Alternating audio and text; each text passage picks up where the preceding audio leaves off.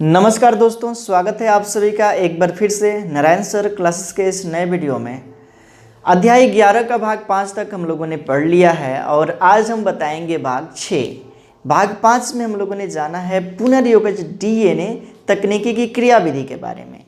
पुनर्योगज DNA तकनीकी की क्रियाविधि के बारे में हमने बताया है कि यह जो है कुछ चरणों में पूर्ण होती है, जिसमें पहला चरण क्या है तो वांछित डीएनए खंड अथवा जीन का विलगन एवं वरण। इसके बारे में हमने भाग 5 में खूब अच्छे से बता दिया है कि जो वांछित डीएनए खंड है जिसका हमें पुनर्योगज डीएनए बनाना है, उसको विलगन कैसे करते हैं और उसका वर्ण कैसे करते हैं। दूसरा जो चरण है वो क्या है तो वाहक डीएनए अणु का चयन। इसके बारे में जो है आज हम इस वीडियो में बात करने वाले हैं। तीसरा प्रोसेस आएगा वांछित विजातीय डीएनए खंड को वाहक डीएनए अणु से जोड़कर पुनर्योगज डीएनए बनाना।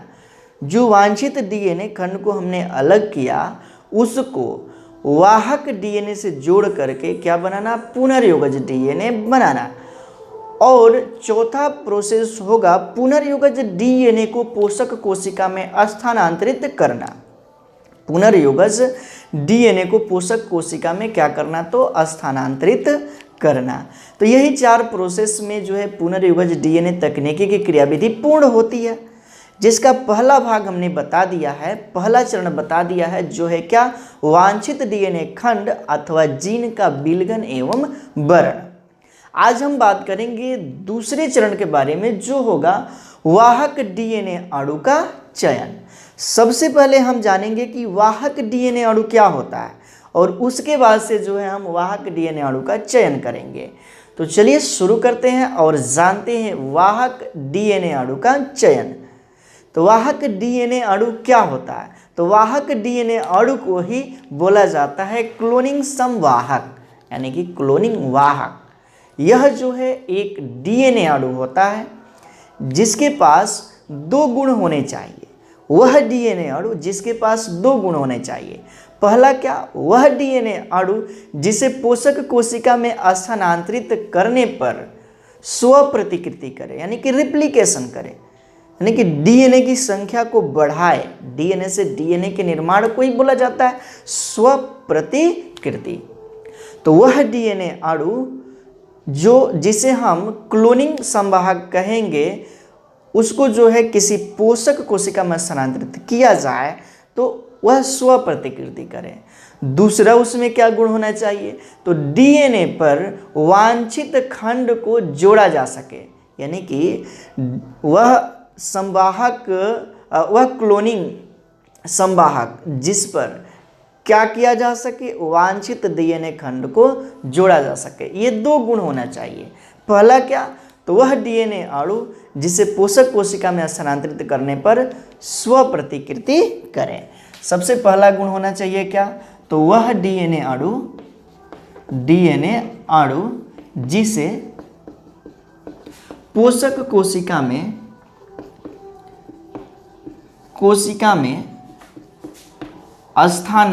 करने पर स्वप्रतिकृति करे। और इसमें दूसरा क्या प्रोसेस होना चाहिए तो डीएनए पर वांछित डीएनए खंड को जोड़ा जा सके, मतलब कि इस पर वांछित डीएनए खंड को जोड़ा जा सके। ये 2 गुण होना चाहिए, उसे ही बोला जाएगा क्लोनिंग संवाहक। वह डीएनए अणु जिसको किसी पोषक कोशिका में स्थानांतरित कर देने से क्या करे, स्वप्रतिकृति करे, यानी कि डीएनए से डीएनए का निर्माण करे, संख्या में डीएनए की संख्या को बढ़ाए। दूसरा किसे क्लोनिंग संवाहक कहा जाएगा, उसमें ये गुण होना चाहिए कोई वांछित डीएनए खंड को उसमें जोड़ा जा सके, कोई भी वांछित डीएनए खंड को उसमें जोड़ा जा सके, उसे ही हम कहेंगे क्या चीज, क्लोनिंग संवाहक। अब क्लोनिंग संवाहक में किसे यूज किया जाता है, किसके डीएनए को यूज किया जाता है, तो एक है प्लाज्मिड और दूसरा है क्या, तो बैक्टीरियोफेज, प्लाज्मिड व बैक्टीरियोफेज। इसे ही क्या किया जाता है, तो प्लाज्मिड और बैक्टीरियोफेज को ही क्लोनिंग संवाहक के रूप में यूज किया जाता है, प्रयोग किया जाता है। अब प्लाज्मिड क्या होता है, तो एक प्रकार का छल्लेनुमा यानी कि वृत्ताकार डीएनए अणु। क्या होता है, तो एक प्रकार का गोलाकार डीएनए अणु होता है, डीएनए अणु जो कहाँ पे पाया जाता है, तो कुछ जीवाणु में यानी कि बैक्टीरिया में जो है यह पाया जाता है। सभी बैक्टीरिया में तो नहीं, कुछ जीवाणुओं में यह पाया जाता है। उस बैक्टीरिया के जीनी डीएनए के अलावा जो है छल्लेनुमा वृत्ताकार गोलाकार डीएनए पाया जाता है कुछ बैक्टीरिया में, और उसे ही कहा जाता है प्लाज्मिड। और यह प्लाज्मिड जो है क्लोनिंग संवाहक का कार्य करता है। ये बैक्टीरियोफेज क्या है, ये बैक्टीरियोफेज क्या है, तो बैक्टीरियोफेज जो है एक प्रकार का विषाणु है, विषाणु। और ये कैसा विषाणु है, जो बैक्टीरिया पर आक्रमण करता है, बैक्टीरिया पर हमला करता है, जीवाणु पर हमला करता है, उसे ही बोला जाता है हमला करता है, इसे ही कहा जाता है बैक्टीरियोफेज। तो समझ में आ गया, ये प्लाज्मिड क्या होता है, बैक्टीरियोफेज क्या होता है, इसे ही क्लोनिंग संवाहक कहा जाता है, क्योंकि इसके पास क्षमता होता है किसी पोषक कोशिका में स्थानांतरित कर दिया जाए तो यह स्वतः प्रतिकृति करेगा, यानी कि डीएनए की संख्या का द्विगुणन करेगा। दूसरी बात कि इसमें यह क्षमता होती है कि इस पर किसी वांछित डीएनए खंड को जोड़ा जा सकता है, किसी वांछित डीएनए खंड को जोड़ा जा सके। इतनी बात आप समझ लिए। थोड़ा सा हम इसको फिगर में समझाएंगे कि प्लाज्मिड किस प्रकार से प्लाज्मिड पोषक कोशिका में स्थानांतरित होने पर स्वतः प्रतिकृति करेगा और बैक्टीरियोफेज किस प्रकार से करेगा, और वांछित डीएनए खंड इसमें कैसे जोड़ा जा सकेगा, इसके बारे में जो है हम थोड़ा सा यहाँ पे फिगर के द्वारा बताएंगे। तो आइए इस चीज़ को हम समझते हैं। इसे जो है आप स्क्रीनशॉट ले सकते हैं। चलिए समझते हैं बैक्टीरियोफेज और प्लाज्मिड के बारे में।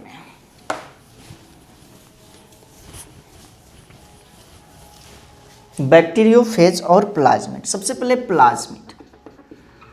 प्लाज्मिड क्या होता है, प्लाज्मिड के बारे में तो बताया गया कि यह जो है बैक्टीरिया में पाया जाता है। जैसे कि यह जो है एक प्रकार की बैक्टीरिया है जिसमें जो है ये बैक्टीरिया जो है प्रोकैरियोटिक ऑर्गेनिज्म है, और इसमें जो है न्यूक्लियस यानी कि केंद्रक जो है यहाँ पे केंद्रक कला नहीं होता है, जिस कारण से इसका जो जीनी डीएनए है वो प्रोटोप्लाज्म में ही होता है, जीव द्रव्य में ही होता है। इसके साथ साथ जो है बैक्टीरिया में इस तरह से छल्लेनुमा गोलाकार डीएनए पाया जाता है और इसे बोला जाता है प्लाज्मिड। ये क्या है, तो यही है प्लाज्मिड। ये जो प्लाज्मिड है ये भी डीएनए ही है, लेकिन इसमें कोई इंड नहीं होता है, इसके दोनों इंड आपस में मिले होते हैं, यानी कि वृत्ताकार जो डीएनए होता है इसका कोई भी इंड नहीं होता है। क्या किया जाता है कि इस प्लाज्मिड को निकाल लिया जाता है, प्लाज्मिड को जो है निकाल लिया जाता है। कैसे निकाला जाता है, कैसे इसका वर्णन किया जाता है, इसके बारे में हम बताएंगे। कैसे हमें हम चुनते हैं इसको प्लाज्मिड को, क्या करने के लिए, तो रिकम्बिनेंट डीएनए बनाने के लिए। तो ये है यहाँ पे क्या चीज़, तो प्लाज्मिड। प्लाज्मिड क्या होता है, तो एक प्रकार का अतिरिक्त गुणसूत्रीय डीएनए होता है, अतिरिक्त गुणसूत्रीय डीएनए, जो कि कुछ बैक्टीरिया में पाया जाता है, सभी प्रकार के बैक्टीरिया में यह नहीं पाया जाता है। अब इसमें क्या क्षमता होनी चाहिए, इसको तो निकाल लिया गया। अब इसे किसी दूसरे बैक्टीरिया में हम यदि स्थानांतरित कर दें, इस प्लाज्मिड को किसी दूसरे बैक्टीरिया में स्थानांतरित कर दें, तो ये कोई दूसरा बैक्टीरिया है, कोई दूसरा जीवाणु है, ये क्या करता है, तो डीएनए का स्व प्रतिकृति करता है। क्या चीज़? तो डीएनए का स्व प्रतिकृति, यानी कि इसकी संख्या में वृद्धि करता है।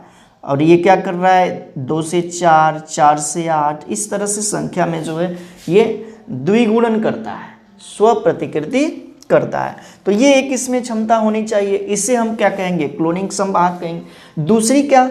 तो जैसे कि हमने बताया था, इंसुलिन वाला जो जीन है उसको जो है इसमें यदि ऐड कर दिया जाए, इंसुलिन वाला जो जीन है इसको यदि हम यहाँ पे ऐड कर देते हैं तो इसका भी क्या आसानी से ऐड हो जाएगा और उसका भी स्व प्रतिकृति होगा। तो ऐसे ही डीएनए अणु को बोला जाता है क्लोनिंग संवाहक। दूसरी बात क्या? बैक्टीरियोफेज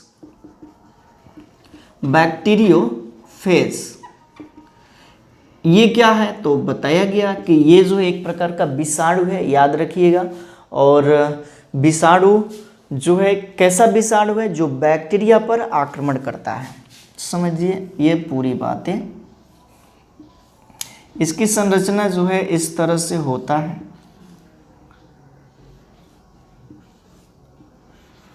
इसकी संरचना जो है इस तरह से होता है बैक्टीरियोफेज का। ये जो है किस पर? बैक्टीरिया पर आक्रमण करता है। ये कोई बैक्टीरिया है और ये बैक्टीरिया का अपना जीनी डीएनए है। अब ये क्या करता है? इसके पास जो है ये इसका अपना डीएनए है और जब किसी बैक्टीरिया पर आक्रमण करता है तो अपना जो डीएनए है क्या कर देता है? इस बैक्टीरिया को ट्रांसफर कर देता है इस बैक्टीरिया पर। ये जो है किसका है? तो इस बैक्टीरियोफेज का डीएनए है। अब ये बैक्टीरियोफेज का डीएनए इस बैक्टीरिया में स्व प्रतिकृति होने लगता है इसका, यानी कि द्विगुणन होने लगता है, इसकी संख्या में वृद्धि होने लगती है। इसका मतलब है कि इस डीएनए में भी क्षमता है किसी दूसरे पोषक कोशिका में इसे स्थानांतरित किया जाए तो क्या कर सकता है? स्वतः प्रतिकृति कर सकता है। और इसमें यदि कोई जीन, जैसे कि यहाँ पे हमने कोई वांछित जीन को जोड़ा है तो क्या होता है कि जोड़ा जा सकता है और उसका भी द्विगुणन हो सकता है। उसी तरह से इस बैक्टीरियोफेज में भी होता है। तो उम्मीद है कि इतनी चीज़ें जो है आप समझ लिए होंगे कि ये क्लोनिंग संवाहक क्या होता है। तो क्लोनिंग संवाहक ऐसे डीएनए अणु है जिसे किसी पोषक कोशिका में स्थानांतरित किया जाए तो वहाँ पे वे स्व प्रतिकृति करे। दूसरी बात कि यदि उसे कोई वांछित डीएनए खंड को भी जोड़ दिया जाए तो आसानी से जुड़ जाए और उसका स्वतः प्रतिकृति करे, उसे ही कहा जाता है क्लोनिंग संवाहक। इतनी बातें जो है आप समझ लिए होंगे। अब जो है हम इसे बोलेंगे नोट्स के रूप में, आप लिखिएगा, हेडिंग बनाइएगा, क्लोनिंग संवाहक क्या होता है। तो क्लोनिंग संवाहक हेडिंग होगा, इसमें लिखिए क्लोनिंग संवाहक एक छोटा डीएनए अणु है जो किसी उचित पोषक कोशिका में स्वतंत्र रूप से प्रतिकृति कर सकता है और जिसे किसी विदेशी डीएनए को जोड़ा जा सकता है।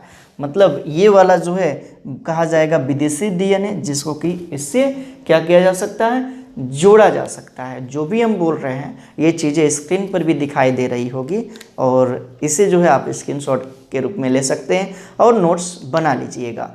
आगे लिखिएगा, प्लाज्मिड तथा बैक्टीरियोफेज के डीएनए का वाहक डीएनए के रूप में उपयोग किया जाता है। यही प्लाज्मिड है और बैक्टीरियोफेज, इसी का उपयोग जो है वाहक डीएनए के रूप में उपयोग किया जाता है, यानी कि क्लोनिंग संवाहक के रूप में उपयोग किया जाता है। आगे हेडिंग बनाइएगा, प्लाज्मिड में क्लोनिंग हेतु विशेषताएं। सबसे ज़्यादा जो है उपयोग आजकल इस प्लाज्मिड का ही होता है, इसलिए जो है इस प्लाज्मिड की हम विशेषताएं बताते हैं कि क्यों आखिर में प्लाज्मिड का ही ज़्यादा उपयोग होता है क्लोनिंग संवाहक के रूप में। तो इसमें लिखिएगा, वैज्ञानिकों ने प्लाज्मिड का उपयोग आनुवांशिक पदार्थ के परिचालन में किया है। प्लाज्मिड डीएनए के छल्लेनुमा रचनाएं हैं जो जीवाणु के मुख्य जीनोम के अतिरिक्त पाए जाते हैं। इसका मतलब क्या? जीवाणु में मुख्य जीनोम के अतिरिक्त पाए जाते हैं, ये इसका मुख्य जीनोम है जीवाणु का, और इसके अलावा भी ये छल्लेनुमा रचना है जो कि इस जीवाणु में पाया जा रहा है, इसे ही बोला जाता है प्लाज्मिड, इसे ही कहा जाता है प्लाज्मिड। आगे लिखिए, इनमें लैंगिक कारक या प्रतिजैविकता तथा भारी धातुओं के लिए प्रतिरोधकता जीन, प्रदूषण विघटन एवं नाइट्रोजन स्थिरीकरण इत्यादि के जीन होते हैं। मतलब कि इसमें प्रतिरोधकता जीन पाए जाते हैं। अभी बताएंगे प्रतिरोधकता जीन क्या होता है। उसके बाद से और भी प्रदूषणकारी जो प्रदूषण विघटन है, नाइट्रोजन स्थिरीकरण है, इस तरह के जो जीन होते हैं इस डीएनए पर विद्यमान होते हैं, प्लाज्मिड पर जो है विद्यमान होते हैं। आगे लिखिएगा, ये जीवाणु के डीएनए जीन्स के आधार पर इन्हें पहचाना जा सकता है। यानी कि इसको जो है डीएनए जीन्स के स्थान पर जो है इसे पहचाना जा सकता है।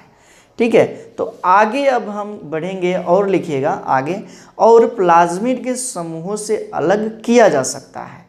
इस जीन्स को आर कारक कहते हैं। इसको जो है प्लाज्मिड के समूहों से अलग भी किया जा सकता है, मतलब अलग अलग प्लाज्मिड होगा और उसको समूहों से अलग किया जा सकता है। कैसे, चलिए समझते हैं। यहाँ पे इस प्लाज्मिड के बारे में जो है हम थोड़ा सा समझते हैं।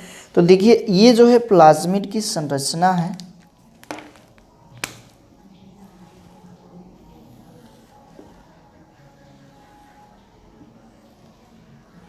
ये प्लाज्मिड की संरचना है। इस पर अलग अलग खंड होते हैं। इस तरह से जो है इस पर जो है अलग अलग क्या होते हैं, तो खंड होते हैं। और ये जो है अलग अलग प्लाज्मिड समूह से इसको जो है इसी खंडों के आधार पर जो है हम इसे अलग कर सकते हैं। जैसे कि यहाँ पे जो है क्या है, एम्पिसिलिन है। यहाँ पे जो है एम्पिसिलिन रेजिस्टेंस है। यहाँ पे जो है टेट्रा साइक्लिन रेजिस्टेंस है। टेट्रासाइक्लिन रेजिस्टेंस है। और ये जो है एम्पिसिलिन रेसिस्टेंस है। यहाँ पे क्या है, तो ये एम्पिसिलिन रेजिस्टेंस है, टेट्रासाइक्लिन रेजिस्टेंस है। और ये जिस प्रकार का प्लाज्मिड है वो क्या है, तो PBr 322, PBr 322, और इसे जो है हमें पहचानना है। तो इसके प्रति इसमें जो है एंटीबायोटिक होते हैं। यदि हम इसको जो है इस प्लाज्मिड को क्या करें, तो किसी दूसरे टेट्रासाइक्लिन रेजिस्टेंस में डाल दें, टेट्रासाइक्लिन रेजिस्टेंस में डाल दें, तो क्या होगा कि ये जो टेट्रासाइक्लिन रेजिस्टेंस है इस प्लाज्मिड के अगेंस्ट विरुद्ध कार्य नहीं करेगा, क्योंकि दोनों में जो है एक ही प्रकार का क्या है, तो दोनों में एक ही प्रकार का प्रतिजैविक है, एंटीबायोटिक है। इसलिए जो है क्या है, ये जो PBr 322 जो है यहाँ पे यदि हम इसे टेट्रासाइक्लिन रेजिस्टेंस में डाल रहे हैं तो क्या होगा, इसका विघटन नहीं होगा। यदि हम इसे किसी दूसरे प्रकार के रेजिस्टेंस में डाल दें, दूसरे प्रकार के एंटीबायोटिक में डाल दें, जैसे कि फ्लोरेमफेनिकल रेजिस्टेंस, फ्लोरेमफेनिकल रेजिस्टेंस, फ्लोरेमफेनिकल रेजिस्टेंस, तो इसमें यदि हम डालते हैं तो ये जो टेट्रासाइक्लिन है इसके विरुद्ध कार्य नहीं करेगा, इसके अगेंस्ट जो है कार्य नहीं करेगा, जिस कारण से क्या होगा, ये जो है प्रभावित होगा और इस एंटीबायोटिक के द्वारा ये जो है नष्ट हो जाएगा। तो इसके पास जो है अपना एंटीबायोटिक होता है जो कि क्या कर सकता है, इसे इनके प्रभाव को दिखाता है, यानी कि प्रभाव से बचाता है इसे, यदि किसी दूसरे माध्यम में इसे रखें। अब यहाँ पे एक ही प्रकार का तो प्लाज्मिड होगा नहीं, कई प्रकार का प्लाज्मिड होगा। जैसे कि एक हमने बताया PBr 322, ये किसका प्लाज्मिड है, तो ई कोलाई का है, इसका मतलब है एस्चेरिचिया कोलाई का ये प्लाज्मिड है। इसमें और भी प्रकार का प्लाज्मिड है, कई प्रकार का, जैसे कि इसमें जो है टेट्रासाइक्लिन नामक रेजिस्टेंस है, उसके बाद से एम्पिसिलिन नामक रेजिस्टेंस है, और एक दूसरा प्रकार का हमारे पास जो है प्लाज्मिड है और इसके पास फ्लोरेम क्लोरेम, इसके पास जो है क्लोरेम जो है प्रकार का रेजिस्टेंस है। इन दोनों को जो है यहाँ पे हम डाल दें, किस प्रकार के ये जो है रेजिस्टेंस में हम डाल रहे हैं, तो टेट्रासाइक्लिन रेजिस्टेंस में जो है हम यहाँ पे इसे डाल रहे हैं। तो ये जो क्लोरेम है यहाँ पे नष्ट हो जाएगा, क्लोरेम फेनिकल जो है क्या हो जाएगा, नष्ट हो जाएगा, और टेट्रासाइक्लिन जो है क्या होगा, इस पर कोई प्रभाव नहीं पड़ेगा, क्योंकि इसी प्रकार का जो ये रेजिस्टेंस में हम इसे डाले हुए हैं। तो इस तरह से हम क्या कर सकते हैं, तो अलग अलग प्लाज्मिड को जो है समूहों से हम अलग कर सकते हैं। यही बात हमने लिखवाया हुआ है। आगे लिखिएगा, एक क्लोनिंग संवाहक में क्लोनिंग के लिए निम्नलिखित 3 विशेषताएं होनी चाहिए। यानी कि इस क्लोनिंग संवाहक में क्लोनिंग के लिए 3 विशेषताएं होनी चाहिए। कौन कौन सी विशेषताएं होनी चाहिए, इसे हम समझ लेते हैं। इसमें जो है 3 प्रकार की विशेषताएं होनी चाहिए। चलिए देखते हैं कौन कौन सी। एक जो है प्रतिकृति की उत्पत्ति। पहला क्या है, तो प्रतिकृति की उत्पत्ति। ओरिजिन ऑफ रिप्लिकेशन, इसी को जो है ORI कहा जाता है, ओरिजिन ऑफ रिप्लिकेशन। और दूसरा क्या होगा, दूसरा है वर्ण योग्य चिन्हक। वर्ण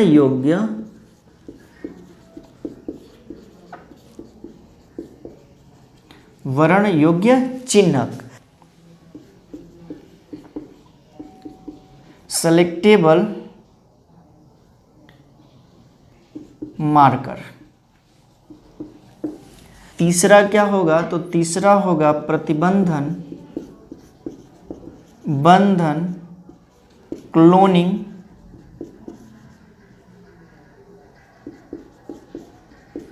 स्थल, यानी कि क्लोनिंग साइट।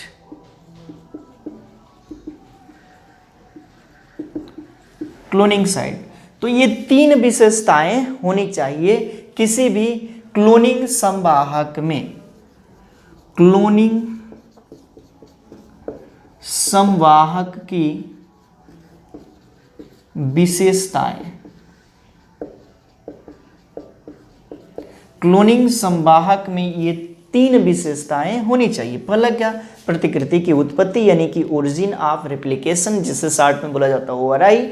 दूसरा क्या, वर्ण योग्य चिन्हक यानी कि सेलेक्टेबल मार्कर, ठीक है, सेलेक्टेबल मार्कर।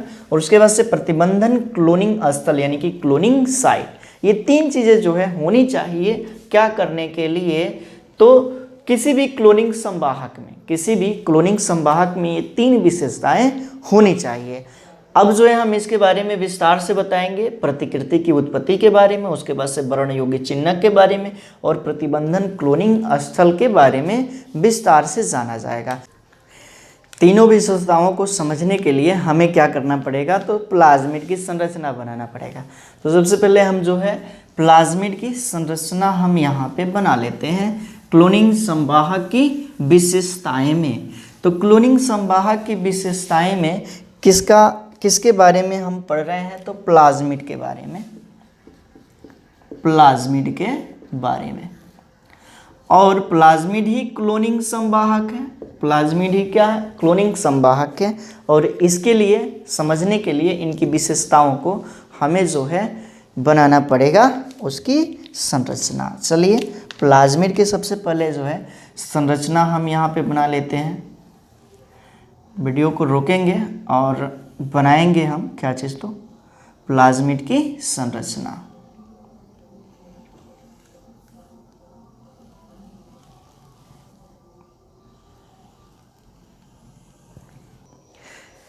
तो यहाँ पे हमने बना लिया है इसकी संरचना, प्लाज्मिड की संरचना। ई कोलाई बैक्टीरिया से निकाला गया ये प्लाज्मिड है और किस तरह का ये वेक्टर का कार्य करेगा, क्लोनिंग वेक्टर का जो है PBR322। इस पर जो है अलग अलग स्थल होते हैं, अलग अलग जो है यहाँ पे एंटीबायोटिक होते हैं, अलग अलग रेजिस्टेंस होते हैं। जैसे कि यहाँ से यहाँ तक के एरिया को एम्पिसिलिन रेजिस्टेंस बोलेंगे और यहाँ से यहाँ तक के एरिया को टेट्रासाइक्लिन रेजिस्टेंस बोलेंगे। ये जो है ORI है, जहाँ से जो है क्या होगा, स्व प्रतिकृति होगा। उसके बाद से ये रूप है, इसका अलग अलग क्या है, ये रेजिस्टेंस है। कौन सा, तो PBR322 का। ये एक प्रकार का प्लाज्मिड है, किसका, ई कोलाई बैक्टीरिया का, जिसे हम यूज करेंगे क्लोनिंग संवाहक के रूप में, यानी कि इसी से जो है रिकम्बिनेंट DNA को बनाया जाएगा। अब अलग अलग एरिया में अलग अलग रेजिस्टेंस पे अलग अलग रेजिस्टेंस एंडोन्यूक्लियस एंजाइम होते हैं और अलग अलग रेजिस्टेंट एंडोन्यूक्लियस एंजाइम कार्य कर सकते हैं। जैसे कि इस रेजिस्टेंस पे जो है बाम थर्ड एंडोन्यूक्लियस एंजाइम कार्य कर सकता है, मतलब कि इसको काट के निकाल सकता है। उसके बाद से इस एरिया में जो है हिंद थर्ड कार्य कर सकता है। ये जो है सभी रेस्ट्रिक्शन एंडोन्यूक्लियस एंजाइम है। ये जो है CLA फर्स्ट कार्य कर सकता है यहाँ पे एंजाइम, ये जो है इको R1 कार्य कर सकता है। फिर PST यहाँ पे फर्स्ट कार्य कर सकता है, PBU फर्स्ट कार्य कर सकता है और यहाँ पे SL फर्स्ट कार्य कर सकता है। ये अलग अलग रेस्ट्रिक्शन एंडोन्यूक्लियस एंजाइम है, जिसके द्वारा कि हम काट करके कोई वांछित जीन को इसमें जो है ऐड कर सकते हैं। इसे काट करके वांछित जीन को ऐड कर सकते हैं। ये कहाँ से निकाला गया, वही बैक्टीरिया से निकाला गया है। ये जो है बैक्टीरिया है, बैक्टीरिया के पास अपना जीनी DNA तो होता ही है, इसके साथ जो है एक प्रकार का गोलाकार DNA भी पाया जाता है और इसी से काट करके इसे निकाला गया। किस प्रकार के बैक्टीरिया, एस्चेरिचिया कोलाई है और इसी को उपयोग किया जा रहा है क्लोनिंग वेक्टर के रूप में।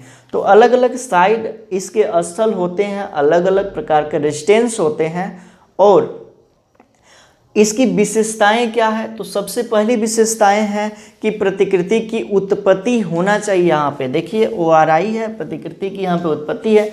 वर्ण योग्य चिन्हक होने चाहिए। वर्ण योग्य चिन्हक क्या है, तो इस पर कुछ ऐसे जीन होने आवश्यक है जो कि पोषक कोशिका में इसकी उपस्थिति को ज्ञात करे, यानी कि कुछ ऐसे इसमें जीन होने चाहिए जिससे कि इसको किसी पोषक कोशिका में ले जाया जाए तो ये जो है उस पर उपस्थित होना चाहिए। इसका मतलब है कि जैसे कि यहाँ पे टेट्रासाइक्लिन रेजिस्टेंस है, यहाँ पे एम्पिसिलिन रेजिस्टेंस है और ये जो है किसी दूसरे पोषक कोशिका में जाएगा तो वहाँ पे ये पहचान लेगा और उसके अनुरूप जो है क्या होगा, टेट्रासाइक्लिन होगा तो टेट्रासाइक्लिन इसे कोई भी दुष्प्रभाव नहीं कर पाएगा। यदि कोई दूसरा होगा तो इसका जो है दुष्प्रभाव कर सकता है। अभी हमने इसके बारे में बताया हुआ है कि क्लोरेमफेनिकोल यदि हो, क्लोरेमफेनिकोल तो जो है इसको प्रभावित कर सकता है। लेकिन एम्पिसिलिन रेजिस्टेंस में, टेट्रासाइक्लिन रेजिस्टेंस में ये जो है इसका कोई भी प्रभाव नहीं पड़ता है। तो यहाँ पे वर्ण योग्य चिन्हक होने चाहिए। अगली बात क्या है, प्रतिबंधन क्लोनिंग स्थल होना चाहिए। प्रतिबंधन क्लोनिंग स्थल का क्या मतलब, तो यहाँ पे कोई जो वांछित DNA खंड है, हमें जो है कोई रेस्ट्रिक्शन एंडर, जैसे कि बाम थर्ड को हमने यूज किया, ये क्या किया, इतना भाग जो है काट करके निकाल दिया, इतना भाग। अब इसके साथ साथ जो है ये चिन्हक स्थल भी चले जाएंगे, ये वाले पार्ट भी निकल जाएंगे, क्या चीज, टेट्रासाइक्लिन रेजिस्टेंस भी निकल जाएगा, जिस कारण से ये वाला जो जीन है आकर के यहाँ पे जुड़ जाएगा। ये वाला जो जीन है आकर के यहाँ पे जुड़ जाएगा। अब क्या बन जाएगा, ये जो है रिकम्बिनेंट DNA बन जाएगा। रिकॉम्बिनेंट DNA जो है ये बन जाएगा, यानी कि पुनर्योगज DNA बन जाएगा। अब इसका जो है स्थानांतरण हम किसी दूसरी पोषक कोशिका में कर सकते हैं, किसी दूसरे पोषक कोशिका में इसे स्थानांतरित कर सकते हैं। तो यही है पूरा क्या चीज़, तो क्लोनिंग संवाहक की विशेषताएं। तो इसे आप लिखिएगा, हेडिंग बनाइएगा, क्लोनिंग संवाहक की विशेषताएं। और इसमें जो हमने बोल ही दिया है, क्लोनिंग संवाहक में क्लोनिंग के लिए निम्नलिखित 3 विशेषताएं होनी चाहिए। पहला है प्रतिकृति की उत्पत्ति, दूसरा वर्ण योग्य चिन्ह और तीसरा प्रतिबंधन क्लोनिंग स्थल। पहला हेडिंग बना लेना है प्रतिकृति की उत्पत्ति यानी कि ओरिजिन ऑफ रिप्लिकेशन। इसमें लिखिएगा प्रत्येक प्लाज्मिड में कम से कम एक ऐसा नाइट्रोजनस क्षारों का अनुक्रम होता है जहां से डीएनए की प्रतिकृति प्रारंभ होती है और एक प्लाज्मिड 2 में गुणित हो जाता है। मतलब कि यहाँ पे जैसे कि ओवरआई है, यहाँ से जो है क्या होता है प्रतिकृति प्रारंभ हो जाता है, यानी कि एक प्लाज्मिड जो है 2 प्लाज्मिड में बट जाता है। आगे लिखिएगा अगर किसी बाह्य या विदेशी डीएनए के खंड को प्लाज्मिड में निवेशित कर दिया जाए और प्लाज्मिड को पोषक कोशिका के अंदर प्रवेश करा दिया जाए तो प्लाज्मिड के साथ साथ विदेशी डीएनए का भी स्वतः प्रतिकृति हो जाती है। यानी कि इसे किसी दूसरी पोषक कोशिका में स्थानांतरित करेंगे तो प्लाज्मिड के साथ साथ इस दूसरी कोशिका का भी क्या हो जाएगा, प्रतिकृति हो जाता है। आगे लिखिए अतः प्रतिकृति की उत्पत्ति वाले प्लाज्मिड संवाहक युक्त रिकम्बिनेंट डीएनए की बहुत सी प्रतिलिपियां प्राप्त की जा सकती है। यानी कि इससे जो है जब उसका स्वतः प्रतिकृति होगा, स्व प्रतिकृति होगा, तो इससे बहुत सारे डीएनए को प्राप्त किया जा सकता है, बहुत से रिकम्बिनेंट डीएनए को प्राप्त किया जा सकता है। आगे लिखिएगा दूसरा हेडिंग बनाइएगा वर्ण योग्य चिन्ह। इसमें लिखिए संवाहक पर कुछ ऐसे जीन्स होने आवश्यक है जिनकी उपस्थिति का संवाहक के साथ पोषक कोशिका में उपस्थिति को ज्ञात किया जा सके। मतलब कि इस पर कुछ ऐसे जीन्स होने चाहिए जिससे क्या किसी पोषक कोशिका में इसे स्थानांतरित किया जाए। जैसे कि यहाँ पे क्या था तो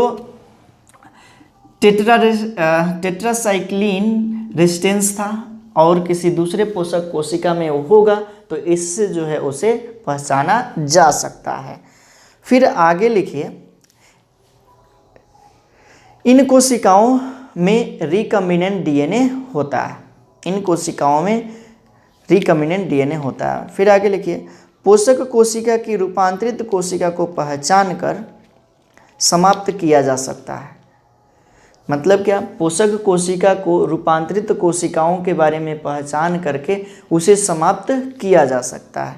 आगे लिखिए एम्पिसिलिन, टेट्रासाइक्लिन, केनामाइसिन व क्लोरेमफेनिकोल आदि एंटीबायोटिक्स के प्रति प्रतिरोधक प्रदान करने वाले जीन्स को वर्ण योग्य चिन्हक के रूप में उपयोग में लाया जाता है।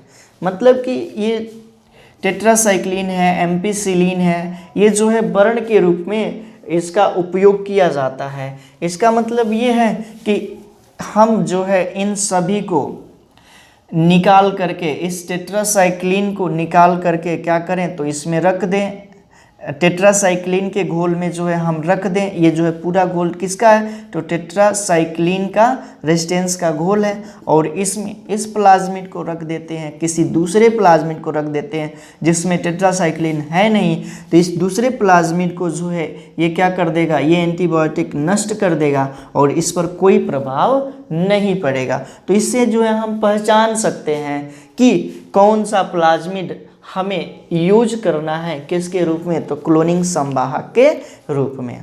ठीक, आगे लिखिएगा ई कोलाई के प्लाज्मिड पर उपस्थित कोई भी एंटीबायोटिक जीन इन कोशिकाओं को प्रतिबंधन प्रदान करती हैं। केवल वही ई कोलाई कोशिकाएं एंटीबायोटिक वाले माध्यम में जीवित रह पाती हैं जिनमें एंटीबायोटिक प्रतिरोधी जीन सक्रिय होते हैं। वही बात हमने कहा यहाँ पे कि इसके पास जो है क्या है, टेट्रासाइक्लिन रेजिस्टेंस है और इसके पास नहीं है, तो यही जीवित रहेगा, ये जीवित नहीं रहेगा। ठीक है, अब जो है आगे लिखिएगा, अब हेडिंग बना लीजिएगा तीसरा क्लोनिंग या प्रतिबंधन स्थल यानी कि क्लोनिंग साइट। तीसरा विशेषता है, इसमें लिखिए प्लाज्मिड पर विजातीय या विदेशी डीएनए के साथ जुड़ने के लिए प्रतिबंधन एंजाइम द्वारा पहचाने गए स्थल को प्रतिबंधन स्थल कहते हैं। क्या मतलब कि यहाँ पे प्रतिबंधन स्थल किसे कहा जाएगा तो विदेशी डीएनए यानी कि कोई विजातीय डीएनए, जैसे कि हमने जो है इंसुलिन बनाने वाला जो जीन निकाला था उसको जो है यहाँ पे जोड़ना है, तो इसके लिए क्या किया जाना चाहिए, ये पहचाने जाना चाहिए स्थल। तो पहचाने गया स्थल जहाँ पे इस विदेशी डीएनए को जोड़ा जा रहा है उसे ही बोला जाता है प्रतिबंधन स्थल। फिर आगे लिखिएगा, इन स्थलों पर क्षार युग्मों का पैलिंड्रोमिक अनुक्रम होता है। मतलब क्या, यही जो है वाम थर्ड है और इसका क्षार युग्म का अपना पैलिंड्रोमिक स्थल है जो क्या कर सकता है, इसे पहचान करके अलग कर सकता है, जिससे कि कोई विजातीय डीएनए को, वांछित डीएनए को इससे जोड़ा जा सकता है और रिकम्बिनेंट डीएनए बनाया जा सकता है। ठीक, आगे लिखिए, किसी संवाहक में कम से कम एक प्रतिबंधन स्थल होना अति आवश्यक है। जैसे कि प्लाज्मिड संवाहक में PBr3T2 में हिंद थर्ड, बाम third, SAL first, ROP SAL first, PVU first, PST first, मतलब कोई भी एक होना चाहिए जिससे कि पहचान करके उसे काट के अलग करें और वहाँ पे कोई विजातीय डीएनए को जोड़ा जा सके और रिकम्बिनेंट डीएनए बनाया जा सके। आगे लिखिएगा, संवाहक के अंदर एक से अधिक पहचान स्थल होने पर जीन क्लोनिंग जटिल हो जाता है। फिर आगे लिखिए, अभियांत्रिकी में वाहक डीएनए के रूप में प्लाज्मिड का प्रयोग क्लोन बनाने के लिए सफलतापूर्वक किया जाता है। अब जो है हम ये जानेंगे कि जीवाणु प्लाज्मिड का पृथक्करण कैसे करते हैं। ठीक है, ये तो प्लाज्मिड के बारे में समझ लिए कि प्लाज्मिड की संरचना क्या होती है और इसका उपयोग किसके रूप में होता है, क्लोनिंग संवाहक के रूप में। अब इस प्लाज्मिड को जीवाणु से हम अलग कैसे करेंगे, इसके बारे में हम जानेंगे। ठीक है, तो इस चीज़ को जो है मिटाते हैं और जानते हैं कि प्लाज्मिड को जीवाणु से कैसे अलग करेंगे। प्लाज्मिड का उपयोग किया जा रहा है क्लोनिंग संवाहक के रूप में और जीवाणु से इस प्लाज्मिड को हम अलग कैसे करेंगे, ये चीज़ें जो है हमें समझना है। हमारे पास जो है ये जीवाणु है ई कोलाई नामक बैक्टीरिया, इसके पास जो है प्लाज्मिड डीएनए है, यानी कि एक गोलाकार अतिरिक्त डीएनए, और इसके पास अपना डीएनए तो होता ही है, अतिरिक्त डीएनए इसके पास होता है। इसी को जो है प्लाज्मिड कहा जाता है। इसको अलग कैसे करते हैं, तो सबसे पहले इसके लिए हम क्या करते हैं, बैक्टीरिया एक प्रकार की प्रोकैरियोटिक कोशिका है और इसके लिए हम क्या करते हैं कि इसमें अपमार्जक द्वारा इसे उपचारित करते हैं। मतलब कि अपमार्जक को इसमें डालते हैं। अपमार्जक क्या करता है, इसकी कोशिका भित्ति को नष्ट कर देता है, जीवाणु की कोशिका भित्ति को नष्ट कर देता है, जिस कारण से प्लाज्मिड, उसके बाद से इसका अपना डीएनए, आरएनए, प्रोटीन अन्य प्रकार के जीवाणु होते हैं वो क्या हो जाते हैं, बाहर हो जाते हैं, मुक्त हो जाते हैं। कोशिका भित्ति अलग हो गई अपमार्जक के द्वारा, तो क्या होता है कि ये जो है अलग हो जाते हैं। तो वही चीज़ जो है आप लिखते चलिए, हम जो है क्रम से बताते चलेंगे। तो सब नेक्स्ट लाइन से लिखिएगा, जीवाणु प्लाज्मिड का पृथक्करण निम्नलिखित विधियों द्वारा किया जा सकता है। पहला, प्रोकैरियोटिक कोशिका को अपमार्जक के साथ उपचारित करते हैं, इससे कोशिका भित्ति तथा कोशिका कला घुल जाती हैं, प्लाज्मिड डीएनए, गुणसूत्री डीएनए आदि अणु विमोचित हो जाते हैं। इस घोल को लाइसेट कहा जाता है। अब क्या हुआ, यहाँ से कोशिका भित्ति हट गई और इसमें जो है डीएनए, आरएनए, प्रोटीन, उसके बाद से प्लाज्मिड अलग हो जाते हैं और इसी घोल को जो है लाइसेट बोला जाता है। इसी घोल को क्या बोला जाता है, तो लाइसेट बोला जाता है।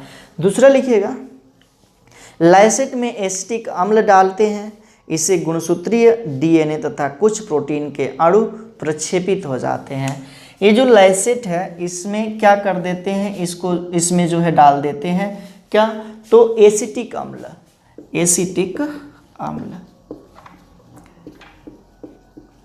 इस घोल को जो है क्या करते हैं, एसिटिक अम्ल में डाल देते हैं। एसिटिक अम्ल में डालने के कारण इसके जो है कुछ अणु जैसे गुणसूत्रीय डीएनए आदि जो है प्रक्षेपित हो जाते हैं, यानी कि अलग हो जाते हैं। उसके बाद से तीसरा लिखिएगा, तीसरा क्या करते हैं, बहुत अधिक वेग से सेंट्रीफ्यूज करने पर प्रक्षेप अलग हो जाता है तथा साफ लाइसेट बच जाता है, जिसे प्लाज्मिड, डीएनए, कुछ आरएनए, प्रोटीन आदि मिलते हैं। क्या मतलब कि ये जो है प्रक्षेपित हो गए डीएनए अणु, अब इसे हम क्या करते हैं, तो सेंट्रीफ्यूज करते हैं, बहुत ही तेज। सेंट्रीफ्यूज के बारे में हम बताएं, अपकेंद्रण। इसमें क्या होता है कि इस घोल को निकालते हैं और डालते हैं किस में, तो किसी टेस्ट ट्यूब में, और टेस्ट ट्यूब को जो है इस सेंट्रीफ्यूज मशीन में जो है इसे लगाते हैं, और जिस कारण से ये बहुत ही तेज़ी से घुमाती है, जिससे कि इसमें आरएनए, प्रोटीन, डीएनए आदि जो है अलग अलग हो जाते हैं, अलग अलग हो जाते हैं। अब क्या करते हैं कि अब इसमें जो है तीसरा प्रोसेस जो था, लाइसेट साफ हो जाता है। तीसरा प्रोसेस यही था कि लाइसेट जो यहाँ पे क्या हो जाता है, साफ हो जाता है। इसमें का डीएनए, प्रोटीन जो है सब अलग अलग हो जाते हैं। चौथा लिखिएगा, इस लाइसेट में आरएनएज एंजाइम मिलाते हैं, जिससे आरएनए का अपचयन हो जाता है। अब क्या किया जाता है कि अब इसे बाहर निकाला जाता है, तो आरएनएज एंजाइम मिलाया जाता है, आरएनए का अपघटन कर देता है। उसी प्रकार से प्रोटीएज एंजाइम इसमें मिलाया जाता है, प्रोटीएज का ये जो है अपघटन कर देता है, जिससे धीरे धीरे सभी समाप्त हो जाते हैं और बच जाता है क्या चीज़, तो वही प्लाज्मिड डीएनए। फिर आगे लिखिए 5वां नंबर, अब इसमें फिनॉल डालते हैं, इससे फिनॉल तथा पानी के 2 स्तर बन जाते हैं, पानी में प्लाज्मिड डीएनए मिलता है। अब ये घोल आया और इसमें से आरएनए, प्रोटीन आदि अलग हो गए। अब जो है इसमें क्या डालेंगे, फिनॉल डालेंगे, फिनॉल इस घोल में डाल देते हैं, फिनॉल, जिस कारण से पानी और फिनॉल अलग हो जाता है। ये वाला जो है पानी है और ये वाला जो है क्या है, तो फिनॉल है, और इसी पानी में जो है ये प्लाज्मिड मिलता है, यानी कि ये जो डीएनए है प्लाज्मिड डीएनए मिलता है।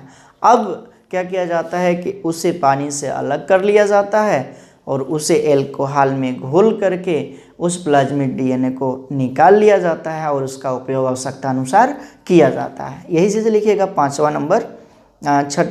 छठा नंबर लिखिएगा, छठा लिखिएगा, फिनाल स्तर को अलग कर लेते हैं, पानी के स्तर को एल्कोहल में घोलकर डीएनए समुच्चय को निकाल लेते हैं तथा इस डीएनए का प्रयोग आवश्यकता अनुसार करते हैं। यही प्रोसेस है यहाँ पे किसका, तो किस तरह से हम बैक्टीरिया से प्लाज्मिड को निकालते हैं। यही 5-6 प्रोसेस में हमने बताया कि प्लाज्मिड को बैक्टीरिया से कैसे अलग करते हैं। तो इस वीडियो में हम इतना ही रहने देंगे और अगले वीडियो में जो है हम यहाँ से आगे के टॉपिक को जानेंगे। तो उम्मीद है कि आप लोगों को ये जो है समझ में आया होगा। समझ में आता है तो आप लोग कमेंट के माध्यम से ज़रूर बताइए। मिलते हैं अगले वीडियो में, तब तक के लिए thank you, thanks for watching. जुड़े रहिए नारायण सर क्लासेस के साथ।